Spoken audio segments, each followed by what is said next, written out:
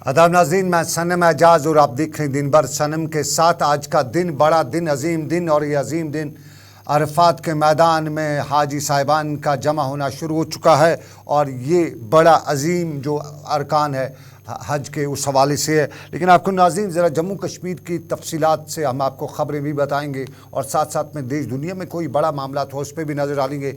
लेकिन सबसे पहले जम्मू कश्मीर का ख़ित्ता चिनाब, जहाँ से हमें अक्सर अच्छी खबर नहीं आती है, खबर आती रहती है हादसों की। आज भी हादसा हुआ है और आज के हादसे में 5 के करीब लोग मारे जा चुके हैं। यह हादसा बदरवा डोडा के पठानकोट रोड पर हादसा पेश आया है और ये गाड़ी जो है गहरी खाई में जा गिरी और इसमें 5 लोगों की मौत जो है मौके पर ही वाक़ा पेश आई है। खित्ते चिनाब का इलाका डोडा, कश्तवाड़, बदरवा, ये वो इलाका है जिसे हम एक्सीडेंट प्रोन इलाके कहते हैं। और कई बार इंतज़ामिया ने जब हादसे हुए तो उसके बाद कुछ अहकामात दिए, लेकिन फिर भी अक्सर हादसे होते रहते हैं। और या तो यहाँ तेज़ रफ्तारी जो है वो हादसों की वजह बताई जाती है, या अक्सर बताया जाता है कि सड़कों की खस्ताहाली की वजह से ये हादसे पेश आए हैं। आज भी 5 अफराद ज़ख्मी हुए, जिन्हें फौरी तौर पर, माफ़ कीजिए, 5 अफराद की मौत वाक़ा हुई है। ज़ख्मी भी बड़ी तादाद में यहाँ पे हुए हैं और इन्हें फ़ौरन जो नज़दीकी अस्पताल है वहाँ पहुँचाया गया और यहाँ मज़ीद इलाज मुआलजे के हवाले से उन्हें दूसरे अस्पतालों में रेफ़र भी किया गया। हमारे साथ सीधा हम बदरवा चल रहे हैं। मुझे न्यूज़ रूम से बताया जा रहा है कि एसएसपी बदरवा डोडा हमारे साथ मौजूद है। हम उनसे बराह रास्त जुड़ना चाहेंगे। एसएसपी साहब, बहुत बहुत शुक्रिया हमें ज्वाइन करने के लिए। एसएसपी साहब, बहुत बहुत शुक्रिया। कयूम साहब, हमें ज्वाइन करने के लिए। अस्सलाम वालेकुम। हाँ, वालेकुम सलाम। कयूम साहब, मैं सनम एजाज बोल रहा हूँ। ज़रा हमारे जो नाजरीन है बता दीजिएगा ये वाक़ा कहाँ पे पेश आया आज और इसका रीज़न क्या हुआ आज? ये गाड़ी है ट्रैक्स, ये बनी से आ रही थी डोडा की तरफ। तो इसमें कुछ लेबर वाले लोग बैठे थे जो डोडा वहाँ मजदूरी करते थे और डोडा में आ रहे थे। इसने जब छत्रकला क्रॉस किया है, जो कठुआ की बॉर्डर है, उससे कोई 200 मीटर आगे इसका एक्सीडेंट हो गया और इसमें 5 बंदों की मौत हो गई और 12 इंजर्ड हुए हैं। कयूम साहब, ज़रा हमारे नाज़रीन ये भी समझना चाहेंगे, हम भी समझना चाहेंगे, खित्ते चिनाब जो है ये सारा एक्सीडेंट प्रोन है, लेकिन ये हादसात की वजह क्या होती है? यूजुअली समझ नहीं आता है, बार बार हादसे होते रहते हैं। ये ड्राइवर की लापरवाही तेजी से भी होता है और जब कंट्रोल तेजी से चलते हैं कंट्रोल नहीं कर पाते हैं। ये भी ऐसा ही हुआ इसमें आज भी कि ये गाड़ी को कंट्रोल नहीं कर पाया और हादसे का शिकार हो गई। क्या जो जख्मी उनके लिए क्या किया इंतजामिया ने? जख्मियों का ट्रीटमेंट चल रहा है, कुछ बदरवा हॉस्पिटल में है और कुछ डोडा हॉस्पिटल में है और एक क्रिटिकल को जम्मू शिफ्ट किया जा रहा है। आप मौके पे गए थे, आपने वहां पे देखा होगा, आपने समझने की कोशिश की होगी, तो क्या इब्तदाई तौर पे हम इस एक्सीडेंट को क्या सिर्फ तेज रफ्तारी ही कहें, नेग्लिजेंस कहें, या कहें? फिलहाल तेज रफ्तारी और बाकी जो इन्वेस्टिगेशन का विषय है वो आगे चलेगा। इन्वेस्टिगेशन में जो भी आएगा वो देखा जाएगा। बहुत बहुत शुक्रिया कयूम साहब हमें ज्वाइन करने के लिए। एसएसपी डोडा अब्दुल कयूम हमें ज्वाइन किए थे, बराह रास्त हमारे साथ डोडा से थे। डोडा के इलाके में पहाड़ी इलाका है, ये ऊपरी इलाके में थे और स्पॉट पे वहाँ पे ज़ख्मियों को पुलिस ने, इन्होंने खुद जाके वहाँ पे ज़ख्मियों को फौरी तौर पे जो है इंजर्ड जो है उनको नज़दीक अस्पताल पहुँचाने की कोशिश की। वहाँ पे मौके पे ज़िला इंतज़ामिया के अहदेदार भी गए हुए। डीसी डोडा ने इस मौके पर आज पूरा वहाँ पे दौरा किया था, अस्पताल भी गए थे और वहाँ पे उन्हें मीडिया से बात की, ज़ख्मियों को पूरा मुकम्मल इलाज फराहम कराने की उन्होंने बात की। ज़रा सुनिएगा डीसी डोडा क्या कहते हैं।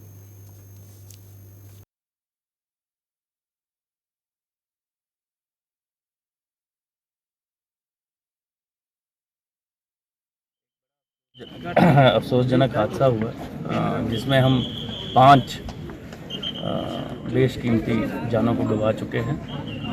उनमें 12 उसके अलावा लोग इंजर्ड हैं जो इस वक्त अंडर ट्रीटमेंट है। एक को हमने मेडिकल कॉलेज डोडा शिफ्ट कर दिया है, दूसरे की ट्रीटमेंट चल रही है जो क्रिटिकल है और उसको जम्मू मेडिकल कॉलेज शिफ्ट करने की कोशिश की जा रही है। तो उसके लिए क्या किया जा रहा है? जो अभी हमने उसमें उसको लिफ्ट करने के लिए यह हादसा खित्ते चिनाब में, और चिनाब में जिस तरह आपने सुना एसएसपी जो इलाके के हैं अब्दुल कयूम साहब बता रहे थे कि तेज़ रफ्तारी की वजह से हादसा, गफलत की वजह से इब्तदाई तौर पे यही मालूम होता है। साफ जाहिर है अगर आप रिस्क लेंगे तो रिस्क में कहीं कभी कभी जान भी जा सकती है, और तेज़ रफ्तारी से बड़ा कोई रिस्क नहीं है। और ख़ास तौर पे उन पहाड़ी इलाकों में जहां गाड़ी अगर ज़रा सी यूँ कहें आँख बंद हुई तो गाड़ी करीबन 100 मीटर 200 मीटर नीचे चली जाती है, तो फिर उसके बाद उसका कोई भी मदावा नहीं हो सकता है। और यह हादसे की खबर जम्मू श्रीनगर कौमी शाहराह पर दूसरे हादसे की खबर भी आई है। रामबन के चमलवास के नज़दीक जो है एक हादसा पेश आया है जिसमें 2 लोगों की मौत वाक़ा हुई है और इसमें एक शख्स ज़ख्मी भी हुआ है। ये डोडा के ये जो इलाका है रामबन का, वहाँ के अस्पताल की तस्वीर है और बानिहाल की तस्वीर है, और इस हादसे में 2 लोगों की मौत वाक़ा हुई है, एक ज़ख्मी हुआ है। ये आज हादसे से हम शुरुआत करते हैं और हादसे के बाद ये मामला थे। लेकिन अब ज़रा नाजरीन हम दूसरे पहलू पे लिए चलते हैं। ये अनंतनाग के बिजवाड़ा के इलाके का ये मोबाइल का फ़ायदा भी है। बताया जाता है हड़कंप मची थी, पूरे इलाके में अफरा तफरी मची बिजवाड़ा में, और बिजवाड़ा में अफरा तफरी उस वक्त मची जब बताया जाता है कि कुछ गैर रियासती लोगों ने 2 मुकामी बच्चों को किडनैप करने की, अगवा करने की कोशिश की। वहाँ पे लोकल में कोई आदमी था, उसने फ़ौरन उसका वीडियो उसको देख लिया। दुकानदार ने पूछा उनसे गाड़ी में क्यों भर रहे हो इन बच्चों को, तो जब पता तो फ़ौरन पुलिस को बुलाया गया और फिर इन 2 बच्चों को उनके शिकंजे से छुड़ाया गया। ये 2 मासूम बच्चे अनंतनाग के इलाके में थे और यहाँ पे पूरे इलाके में अफरा तफरी मच गई थी।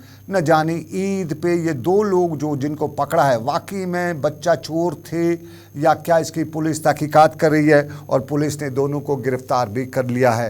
ये तस्वीर जो है आपके टीवी स्क्रीन पे जो आप तस्वीर देख रहे हैं, ये उस ऐन मौके की वो तस्वीर हैं जब इन बच्चों को वहाँ पे गाड़ी से उतार के साइड में रखा गया था और उसके बाद उनके लवा के वालिदैन वगैरह जो आए उनके हवाले किया गया था। ये तस्वीर का एक रुख, लेकिन हम दूसरे रुख की करेंगे और यह है वज़ीर-ए-आज़म नरेंद्र मोदी का दौरे अमेरिका। और इस दौरे अमेरिका के दौरान वज़ीर-ए-आज़म ने फॉरेन पॉलिसी में की बार अमेरिका और नरेंद्र मोदी की जो दोस्ती है उस दोस्ती में नए कई तारीख़ी फ़ैसले लिए हैं और यूँ कहा जा सकता है कि शानदार डिप्लोमेसी।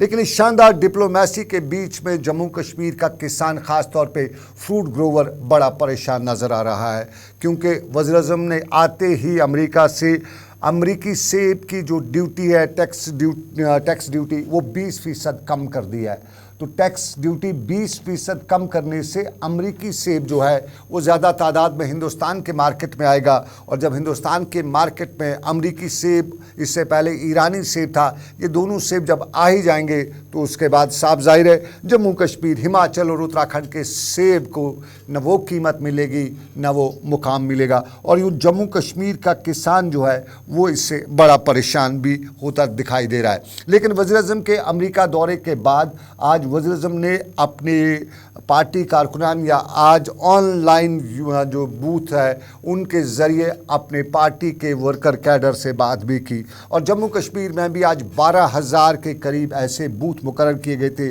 जहां वज़ीर-ए-आज़म ने अपने बूथ के जो लोग हैं, अपने बूथ पे अपनी पार्टी के जो लोग हैं उनके साथ बात की।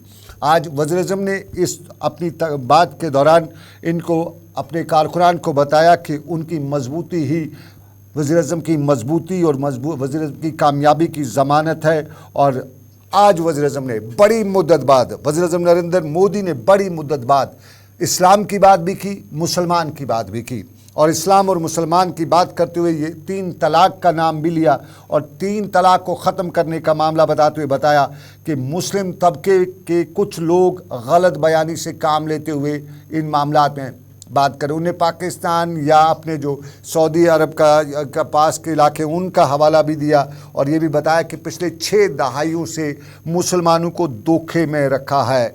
अपने बूथ को अपने वर्कर को जहाँ उन्होंने 9 साल बेमिसाल की कारकर्दगी को आवाम तक ले जाने की बात भी की, वहीं यूनिफॉर्म सिविल कोड की बात भी की, और ये भी बताया कि यूनिफॉर्म सिविल कोड कहीं न कहीं एक नया माइलस्टोन होगा। आने वाले इंतखाबात और इन इंतखाबात में बताया जाता है कि ये माइलस्टोन की बात भी होगी। लेकिन अब ज़रा हम दूसरे मामलात पे, और ये दूसरा मामलात ईद का है, और ईद से पहले ईद की तैयारियों का जायज़ा लेने के लिए जम्मू कश्मीर के लेफ्टिनेंट गवर्नर मनोज सिन्हा आज हज़रत बल भी पहुँचे थे।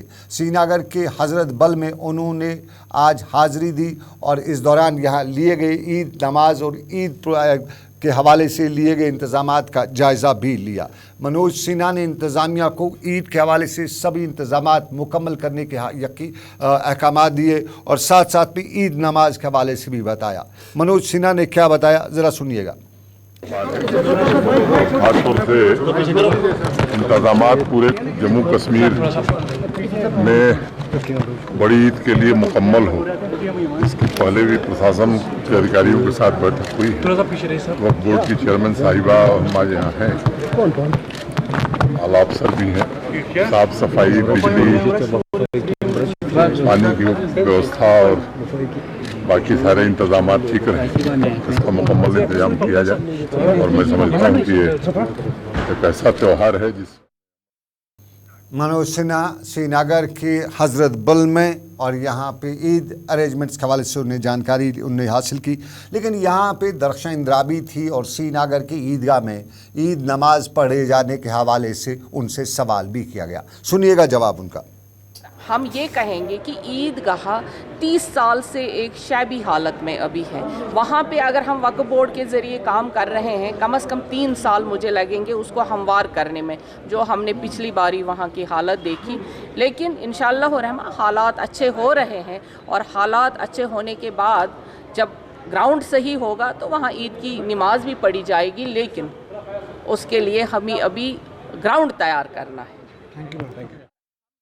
चलिए, दरख्शां इंदिराबी ग्राउंड तैयार करना है, कम से कम 3 साल लगेंगे ईदगाह को ईद प्लान करने के लिए।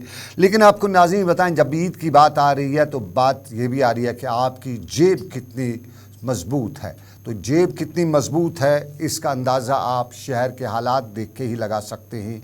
और शहर के हालात में दरख्शां इंदिराबी के बाद अगर जहाँ उनने हालात का जायज़ा लिया, वहीं महबूबा मुफ्ती ने आज एक ट्वीट भी किया है। और महबूबा मुफ्ती ने ये सरकार से ट्वीट किया ठेकेदारों के लिए अपील की महबूबा मुफ्ती ने इसमें, और उन्होंने बताया कि ठेकेदारों को ईद पे जो रकूमात हैं वो वागुजार नहीं की गई हैं और इसकी वजह से लोग जो ईद पे ख़रीदारी कर रहे थे, लोग ईद पे जो कुर्बानी का बकरा ख़रीदते थे, उसमें वो आज ख़रीदने से कासर दिखाई दे रहे हैं। और ईद के हवाले से उन्होंने सरकार से अपील भी की। महबूबा मुफ्ती ने तनख्वाहों की बात भी की, लेकिन श्रीनगर में ठेकेदारों ने आज प्रेस कॉन्फ्रेंस करते हुए सरकार से अपनी अपील भी बताई। ज़रा सुनिएगा ठेकेदार क्या बता रहे हैं, उनकी आज की सरकार से अपील फ़ंड्स की रिलीज़ या पैसों की वागुजारी के हवाले से। मेरी गवर्नमेंट से अपील है, ये जो जेके पीडब्ल्यूडी डूम्स उन्होंने बनाया, ये जो वेबसाइट उन्होंने बनाया है, इस वेबसाइट को तब तक अबेनेस में रखा जाए जब तक ये सही मायने में नहीं चलेगी। मेहरबानी करके इस वक्त ईद उल अज़हा का मौका है, ठेकेदारों की पेमेंट होनी चाहिए। और मुझे लगता है कि किसी भी ठेकेदार को 2 दिन रह गए ईद उल अज़हा को, लेकिन अभी तक किसी भी ठेकेदार को इसके द्वारा पेमेंट नहीं हुई। दूसरा मसला ये है कि यहाँ सब ने बड़ा चढ़ा के कहा कि हमने स्मार्ट सिटी में जो पीडब्ल्यूडी R&B के कंट्रैक्टरों R&B के द्वारा काम किए हैं, उनके पास भी पैसा नहीं है, स्मार्ट सिटी उनको भी पैसा नहीं छोड़ती है। चलिए, स्मार्ट सिटी में भी पैसा नहीं दिया जाता है, ये इल्ज़ाम था ठेकेदारों का अपनी प्रेस कॉन्फ्रेंस के दौरान। और ईद पे पैसा ठेकेदारों को नहीं दिया गया है। माजी से हट के कुछ रिवायात हमें तो देखने को मिली हैं, लेकिन ऐसा पहली बार हुआ है। अब की बार शहर के बाज़ार में वो रौनक नहीं है। गाड़ियाँ तो आप बहुत देख रहे होंगे, लेकिन बाज़ार में ख़रीदारी नहीं है।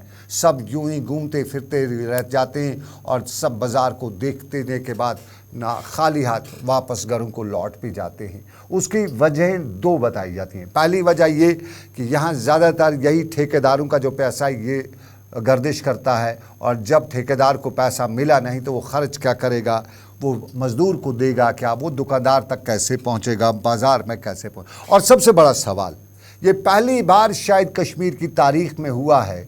माजी में ऐसा होता था कि ईद से पहले लोगों को ईद तनख्वाहें मिल जाती थी, कभी फेस्टिवल एडवांस के नाम पे सरकार बाज़ाब्ता तौर पे उन्हें तनख्वाह एडवांस दे दिया करती थी। लेकिन अब की बार लगभग अब 28 भी हो चुका है, 26-27 हो चुका है और 26-27 तक सरकार के मुलाजमीन को तनख्वाह नहीं मिली है। ये तनख्वाह मुलाजमीन को ईद पे मिलती थी तो ये बाज़ार में गर्दिश करती थी, लोगों के पास आती थी और लोग उसके बाद ख़रीदारी करते थे। ये करीबन एक हफ़्ता ईद से पहले मिलती, क्योंकि ये वो ईद नहीं, ये बकर ईद है और बकर ईद पे सबसे ज़्यादा कुर्बानी का बड़ा मामला होता है और लगभग हर जो मुसलमान है या हर सरकारी मुलाजिम है वो कुर्बानी की कोशिश करता है अगर उसकी हैसियत उस तरह की हो। लेकिन अब की बार ऐसा पहली बार हुआ है कि सरकार के मुलाजमीन को तनख्वाहें ना मिलने की वजह से मुलाजमीन भी अब की बार सिर्फ ऊपर की तरफ देख रहे हैं, निगाहें ऊंची किए हुए हैं और ये निगाहों ऊपर किए हुए वो ये उम्मीद लगाए बैठे हैं कि ऐसा क्या हो गया अब की बार उन्हें नामुरादी देखना पड़ रहा है।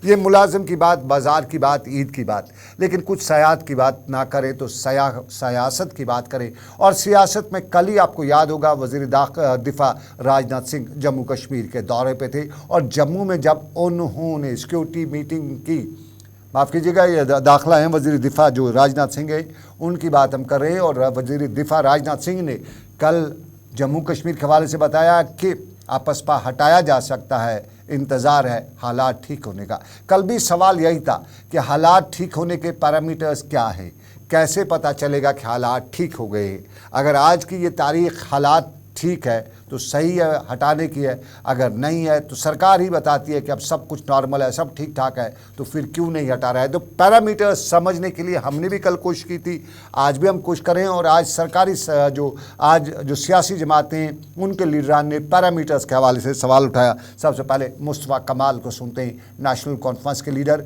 और वज़ीर दिफा के कल के पैरामीटर्स पर बात कर रहे, बयान दे रहे। डॉक्टर मुस्तफ़ा कमाल क्या हम साउंड बाइट आपको सुनाएंगे, वो क्या बताएंगे कि किस तरह से ये सब कुछ वज़ीर दिफा ने जो कल बयान दिया उसके पस मंज़र में वो क्या बता रहे थे। ये मुस्तफ़ा कमाल से 6 साल के बाद कहना कि अगर हालात ठीक हों तो हम यहाँ आपसपा हटाएंगे, मैं समझता हूँ कि ये ऐसी किस्म की बात नहीं की है। लेकिन एक चीज़ तो मैंने खुद सुनी कि वो यहाँ इंतखाब करवाएंगे बहुत जल्द, ये मैंने अपने कानों से सुना। बाकी रहा उसने ये आपसपा के बारे में बोला कि नहीं बोला, मेरे कानों से नहीं गुजरा है। अगर नहीं बोला है, अगर बोला है तो मैं समझता हूँ नेशनल कॉन्फ्रेंस ने हमेशा से ये कहा है कि आपसपा कानून जो है इसको हटाया जाए, इसकी कोई ज़रूरत है नहीं। उस किस्म के वाक़ात हो नहीं रहे हैं जिसके लिए ये कानून ज़रूरी है।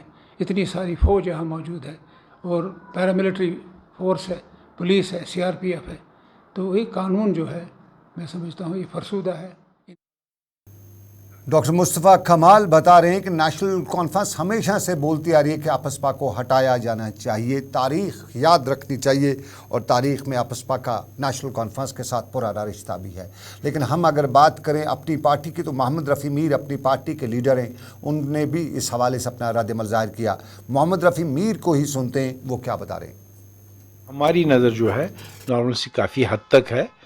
मुझे लगता है हाई टाइम है कि आपसपा वगैरह ये जो जितने भी कवानीन हैं ये हटने चाहिए और हमें भी ऐसा ही मौका मिलना चाहिए आज़ादी के साथ रहने का जिस तरह हमारे सारे मुल्क में है। और हमारी डिमांड भी होगी कि मुझे लगता है इतने अरसा गुजरने के बाद, हालात ठीक होने के बाद गवर्नमेंट ऑफ इंडिया को उर्सा गुजर जाने के बाद आपसपा को हटना चाहिए। लेकिन इकबाल त्रंबू PDP के बड़े लीडर हैं और आजकल छाए रहते हैं। महबूबा मुफ्ती के साथ साथ उनके बयानात भी बड़े तेज़ होते हैं और दिल्ली पर लगातार इल्ज़ामात लगाते रहते हैं। आज भी इल्ज़ामात थे और उन इल्ज़ामात में आपसपा पर उनका भी रद्द-ए-अमल आया। ज़रा सुनिएगा क्या रद्द-ए-अमल है उनका। मोहम्मद इकबाल त्रंबू, इनको जहां जिस बात की ज़रूरत होती है उसको पीछे सब्सटेंशिएट करने के लिए ये अपना बयान बदलते हैं।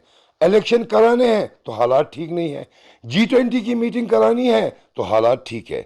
वैसे जहां तक आपसपा की बात आपने की, मैं आपको बता दूं ये आपसपा जो है ये कॉलोनियल माइंडसेट का एक एक्ट है।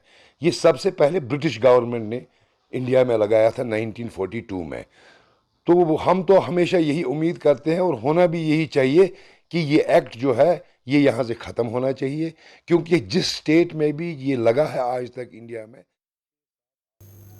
अंग्रेज चले गए, बहुत से कवानीन ऐसे छोड़ गए हैं जो आज भी हमारा पीछा नहीं छोड़ रहे हैं, और उनमें से एक अपस्पा भी है। ये पीडीपी का इल्ज़ाम है। लेकिन मोहम्मद यूसुफ तारिगामी पीडीपी माफ़ कीजिएगा अपस्पा को याद करते हुए बता रहे हैं कि बहुत कुछ झेला है अपस्पा की वजह से, और अपस्पा वो कानून है जिसके बाद हाथ सरेंडर करने को आदमी को सरेंडर करना पड़ता है। मोहम्मद यूसुफ तारिगामी को सुनिए। और फिर आर्मी ने अपने अदालत में तहकीकात वगैरह और फिर बाद में डिसमिसल किया उस केस को। यहाँ पथरीबल है एक जगह जहाँ फेक एनकाउंटर हुआ, यानी दुनिया सब सीबीआई ने मान लिया। सीबीआई ने इन्वेस्टिगेशन कंडक्ट की और उसके बाद उस ऑर्गेनाइजेशन ने भी कहा कि ये फेक एनकाउंटर है। और फिर आर्मी ने अपने अदालत में तहकीकात वगैरह और फिर बाद में डिसमिसल किया उस केस को ही, उस अपील को ही, इस नाम पर कि हमें एविडेंस नहीं मिला। राजौरी में भी अभी देख लीजिए, राजौरी के 5 मजदूर शुपियान में मारे गए। फेक एनकाउंटर था ना, मजदूर थे, बाद में माना, आर्मी ने भी माना। किसको सज़ा मिली आज तक हमें मालूम नहीं। अगर ये सब कुछ ये इंडिकेटर्स हैं कि हालात मामूल के हैं, हालात में तब बदलाव आया है, पुरामन सूरत हाल है, तो फिर ऐसे ड्रकोनियन कवानीन की ज़रूरत। अपस्पा एक ड्रकोनियन कानून है, इसकी कोई ज़रूरत नहीं है। मिसालें जम्मू कश्मीर से अपस्पा के हवाले से बहुत सी मिल सकती हैं, और इन मिसालों के बाद भी हम अभी तक नहीं समझ सके हैं कि अपस्पा की क्या ज़रूरत है। मोहम्मद यूसुफ तारिगामी। लेकिन अब ज़रा ईद के मामले से थोड़ा सा और हाल अहवाल। ईद की तैयारियों के सिलसिले में इंतज़ामिया मुतहरिक, और पुलवामा के ज़िला तरक्याती कमिश्नर ने भी पुलवामा में ईद के हवाले से इंतजाम का जायज़ा लिया मीटिंग्स में, और मीटिंग्स के साथ साथ बाज़ार पर भी नज़र रखी, और पुलवामा में ईद नमाज से लेकर दूसरे मामलों पर उन्हें नज़र रखते हुए बताया कि सरकार पूरी तरह से तैयार है और इंतज़ामिया इन्हीं मामलों को लेके आगे बढ़ रही है। बहुत ही इम्पॉर्टेंट हमारा जो है फेस्टिवल है ईद उल ज़ुहा, और इसमें इसको तैयारियां लेके तो हमारी 2 हफ्ते 3 हफ्ते पहले से शुरू हो जाती हैं। उसमें मेजर जो हमारा थ्रस्ट रहता है इस ईद पे, एक तो जो मार्केट चेकिंग है जिसमें क्वालिटी कंट्रोल और प्राइस कंट्रोल है। उसमें हमारे पूरे डिस्ट्रिक्ट में जो टीम्स बनी हुई हैं वो डेली मार्केट चेकिंग करती हैं। तकरीबन 400 से 500 जो हैं इस्टेब्लिशमेंट्स, उनकी चेकिंग होती है। और इसमें पिछले 1-1.5 हफ्ते में तकरीबन 1 लाख से ज़्यादा फ़ाइन भी किया जहाँ पे था, और क्वालिटी कंट्रोल भी। उसके साथ साथ जो हमारी बाकी यूटिलिटीज़ हैं जैसे इलेक्ट्रिसिटी है, वाटर सप्लाई है, उसको लेके भी पानी बिजली का पूरा ख्याल रखना है। साउथ कश्मीर के पुलवामा के ज़िला तरक्याती कमिश्नर। लेकिन कुपवाड़ा के बाज़ार की रौनक भी हम आपको दिखाते हैं, और रौनक है, चहल पहल है, और यहाँ पे मवेशी लेके, अपने बेड़ू लेके बहुत से लोग बाज़ार में आए हुए हैं। लेकिन अब की बार ख़रीदार नहीं मिल रहा है, और ख़रीदार न मिलने की वजह से बहुत से उन लोगों की नाउमीदी उन लोगों को दिखाई दे रही है जिन लोगों ने साल भर मेहनत की, बेड़ू पाले, और उसके बाद उन्हें आज उम्मीद थी कि ईद पे ये बाज़ार में अच्छी खासी रकम से वो बेच भी सकते हैं। तो ज़रा सुनिएगा पहले उन लोगों की बात जो बाज़ार में थे, और उसके साथ साथ राजा मंजूर जो टंगडार से ताल्लुक़ रखते हैं और वहाँ के एमएलए भी रह चुके हैं, उनका भी क्या कहना है, सुनिएगा। खास मांग वांग कह डिमांड कह कना ददर माल पतमन वरियन मज बे लुक तवान यह वनोक दिवान आज न पृछा वही कहीं ईज रूद 2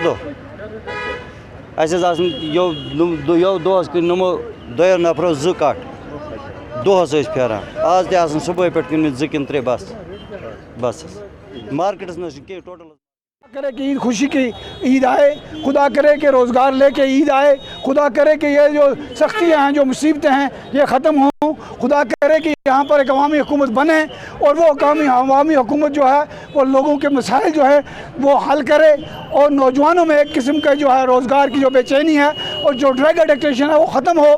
हमारे इस स्टेज से ये मांग है। ये दुआ है मेरी रब से। राजा मंजूर कुपवाड़ा से, और राजा मंजूर सरहदी ज़िला कुपवाड़ा की टंगडार के को रिप्रेजेंट भी करते हैं और दुआ कर रहे थे कि रब कायनात इस ईद के सदक़े हमारी मुश्किलात में आसानी करे। तो नाज़रीन, ये था हमारा आज का दिन भर। आज के दिन भर से सनम को दीजिए इजाज़त इस उम्मीद के साथ कि रब कायनात की मर्ज़ी। फिर करेंगे आपसे मुलाकात। रखिए अपना ख्याल। अल्लाह आपका मेरा सब का निगहबान हो। अल्लाह हाफ़िज़।